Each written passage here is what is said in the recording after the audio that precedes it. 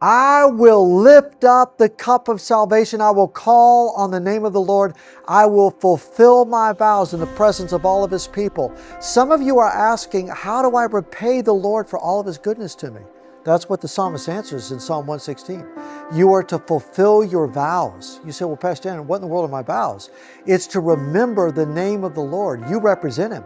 You house and carry His presence. Your body is His temple. Now your life is hidden with Christ in God. You're now to be a participant in the King's agenda. Where you go, He goes. Where you're sent on mission. That what you do is by divine appointment. You are not free to have the faithfulness of God move on your behalf and then forget what it is that God's done. You are not free to not pass down to your kids the great name of the one who redeemed, rescued, restored, delivered, made a way when there was no way. You're to be talking about Him in the highways and the byways. You're to be putting Him up on the door frames and the houses with what it is to memorize His Word and to know His truth in the places where you live. You're to be talking about Him with your kids when you're driving them to their carpool, when they're going to their schools, when you're enjoying each other over a restaurant. You're to fulfill your vows when it comes to honoring Jesus, whether it be before the church or in the workplace. Listen, your life, because of what God has done, was not saved to leave you alone.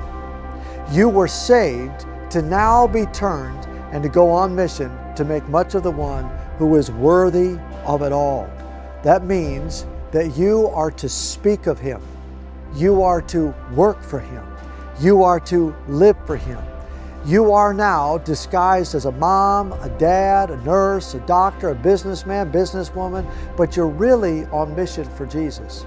And you're supposed to be making much of Him.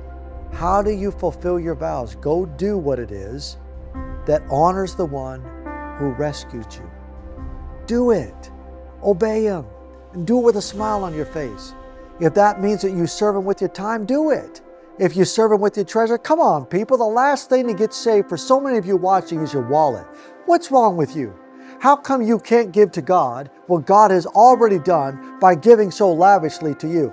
The answer is because you're not walking intimately with Him and you don't know what it is He's really done. Trust Him and allow Him to make up the difference. How about your time?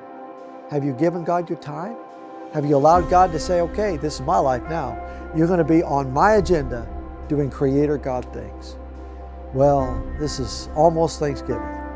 And as it is, our answer is, God, I want to fulfill my vows. What's your vow? Go make much of the one who redeemed and rescued your soul. And do it before all the people with no shame, to the praise and the glory and the honor, who reached down on high and changed everything by moving into your life. Oh God, what a great God we have. You're the only one worthy of our honor and the only one worthy of our praise.